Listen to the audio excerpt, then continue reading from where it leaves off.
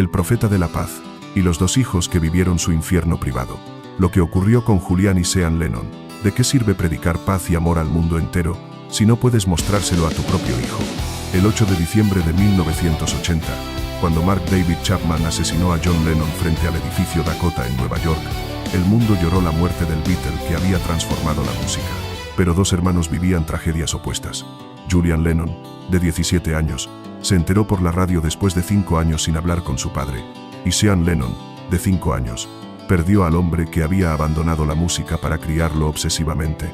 Heredar el apellido Lennon significó vivir bajo escrutinio implacable, descubrir que el hombre que cantaba sobre un mundo sin posesiones dejó un testamento que te excluía casi completamente y que tu medio hermano recibió todo el amor que a ti te negaron. Esta es la historia de cómo el mismo hombre fue dos padres completamente diferentes, uno ausente que abandonó a su primogénito y otro obsesivo que documentó cada segundo de la vida de su hijo menor. Dos extremos que produjeron el mismo resultado. Dos hombres que hoy han elegido no tener hijos por miedo a repetir los errores paternos. Julian Charles John Lennon nació el 8 de abril de 1963 en Liverpool, cuando The Beatles ascendían hacia la Beatlemanía. Su padrino Brian Epstein sugirió a John ocultar el matrimonio con Cynthia Powell y la existencia del bebé para proteger la popularidad del grupo. Julian vivió sus primeros años como un secreto, escondido mientras millones enloquecían por su padre. La casa en Kenwood era un circo constante. Extraños tocaban el timbre, fans acampaban en el jardín.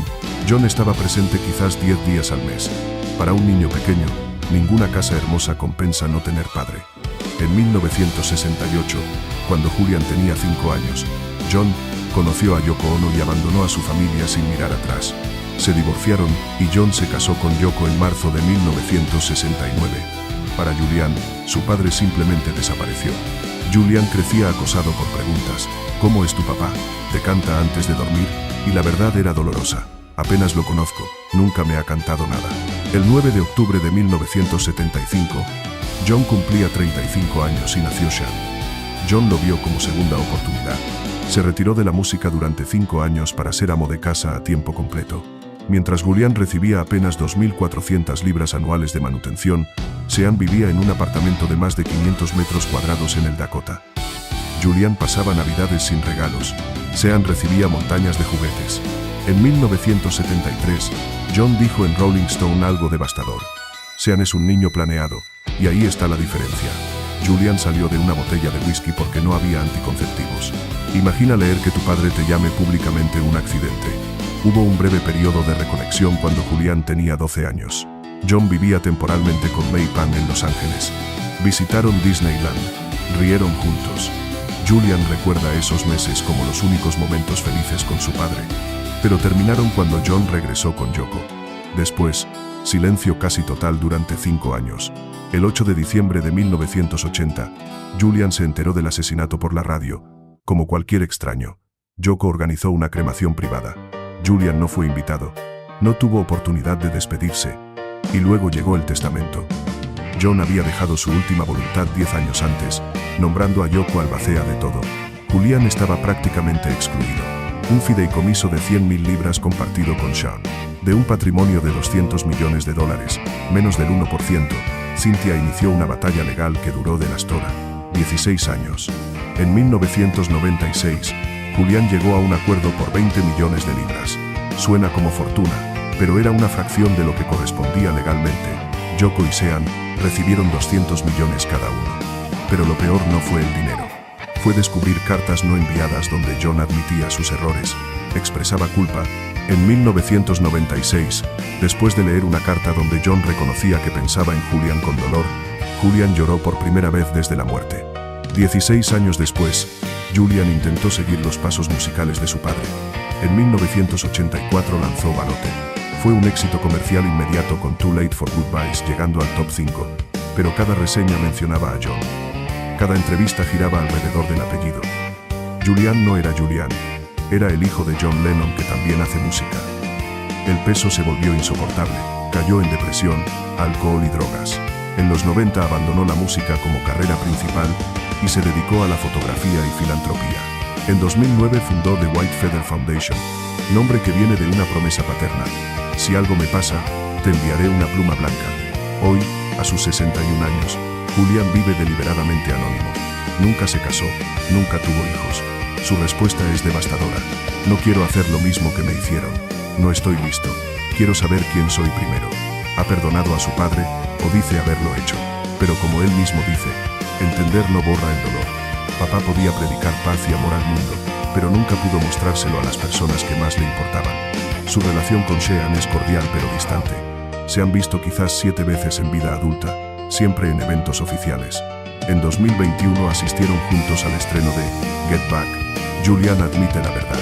Somos hermanos legalmente, emocionalmente no. Sean representa todo lo que yo nunca tuve. Si Julian vivió el dadaído, abandono, Sean vivió el amor obsesivo. Nació el 9 de octubre de 1975, cumpleaños 35 de John. John renunció a todo para ser padre perfecto.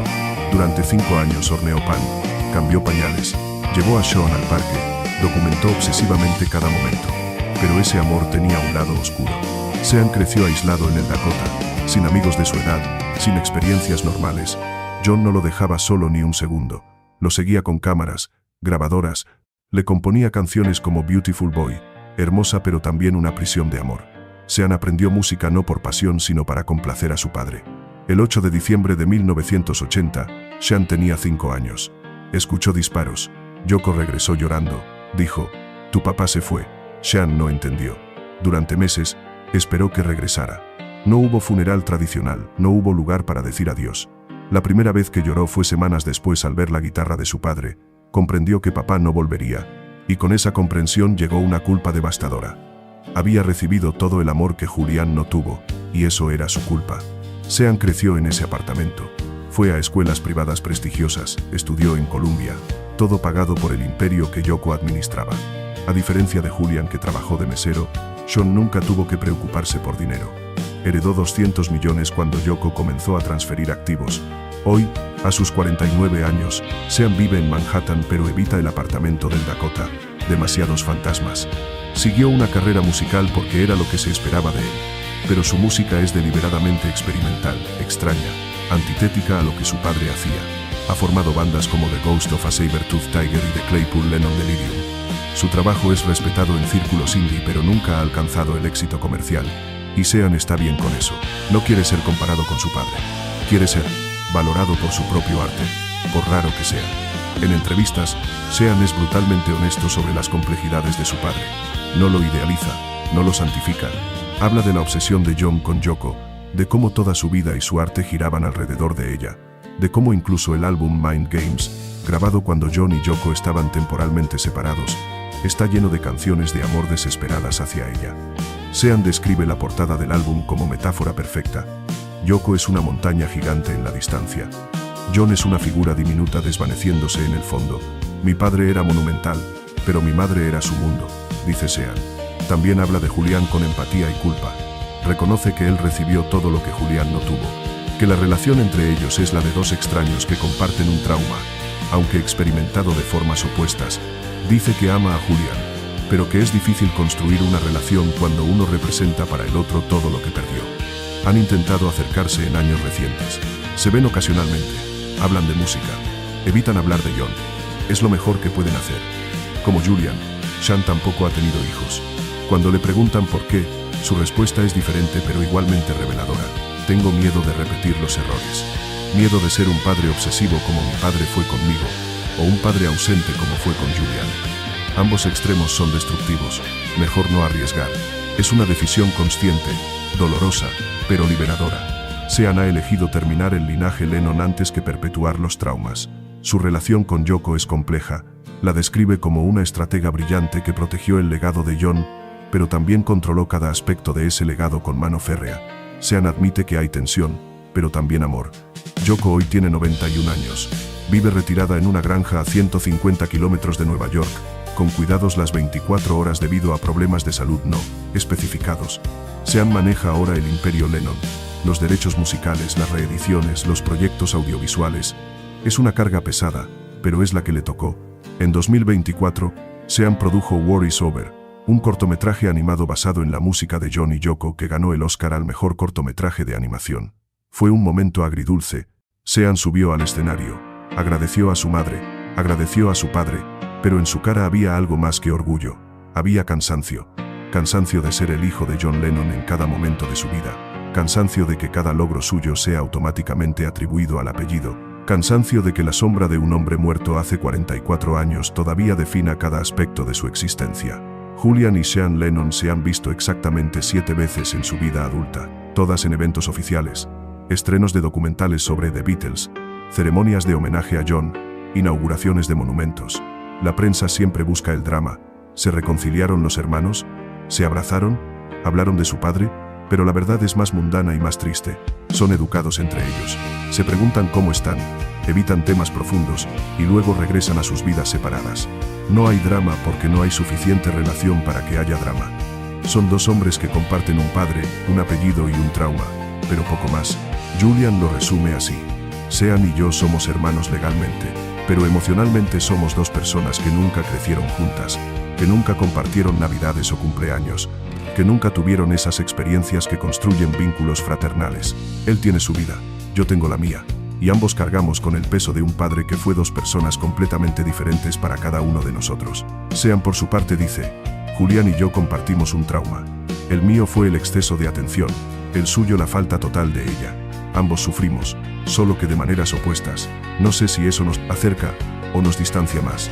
Ambos han tenido que construir identidades fuera del apellido Lennon, y ambos han fallado y triunfado en medidas iguales. Julian renunció oficialmente a usar John como primer nombre en su documentación legal en 2022, cambiándolo oficialmente a Julian Charles Lennon. Dijo que durante toda su vida, pasar por aeropuertos y controles de seguridad con el nombre John Lennon le causaba ansiedad insoportable. La gente se burlaba, hacía chistes, lo miraba con sospecha. Finalmente soy Julian en este mundo, dijo con alivio palpable.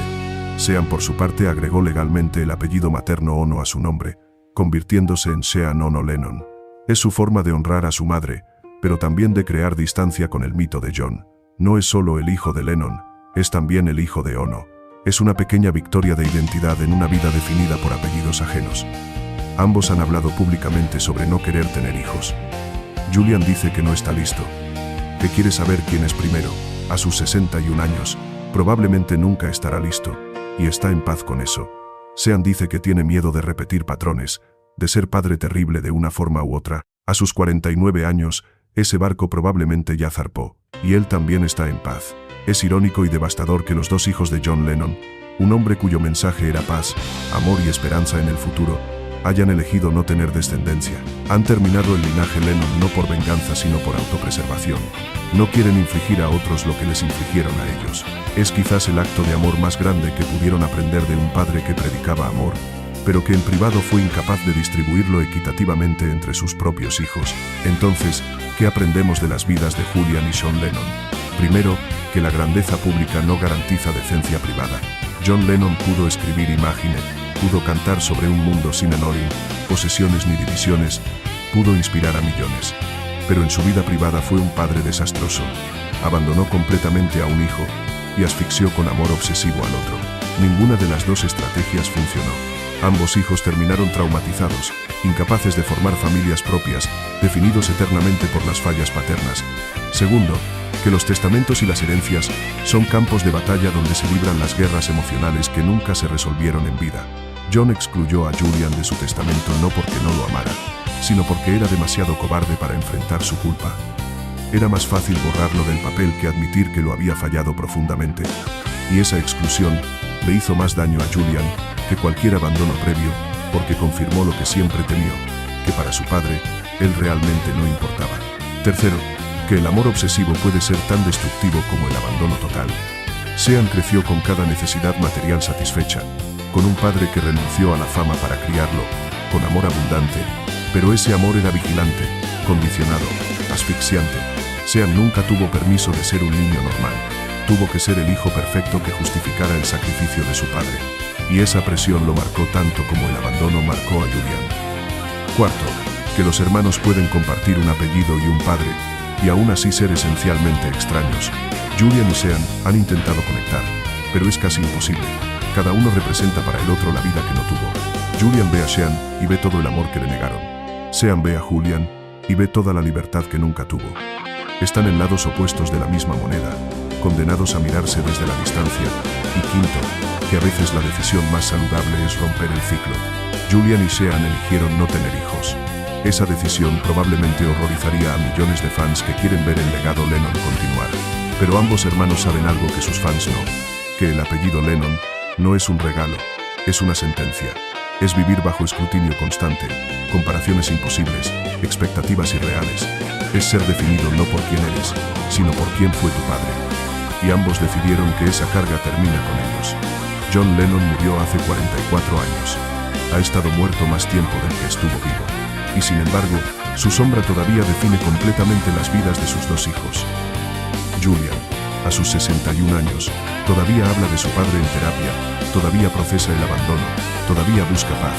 Sean, a sus 49, todavía maneja el imperio Lennon, todavía produce reediciones de la música de su padre, todavía cumple el deber de mantener vivo el legado.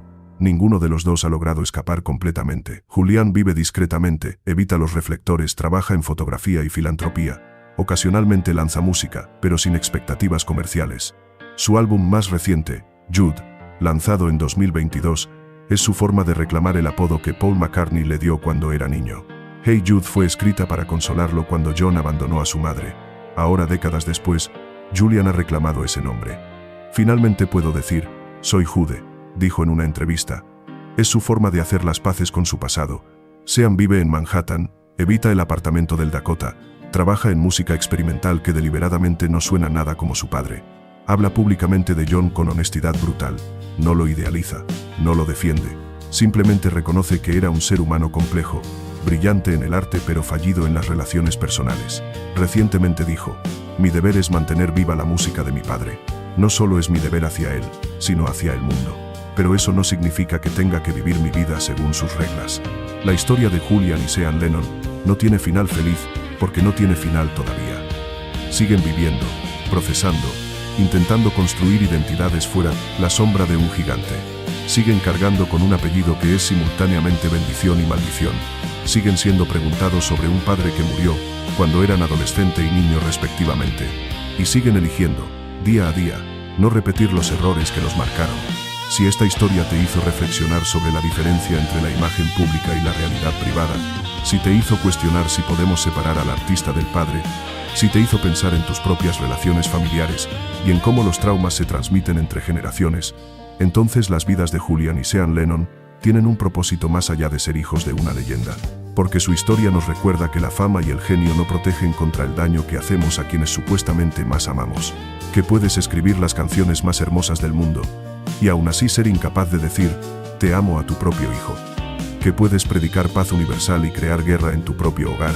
John Lennon fue un genio musical, un visionario cultural, un ícono que cambió el mundo, pero también fue un padre terrible que falló profundamente a ambos hijos, solo que de maneras opuestas, y esa contradicción es la que Julian y Sean cargan todos los días.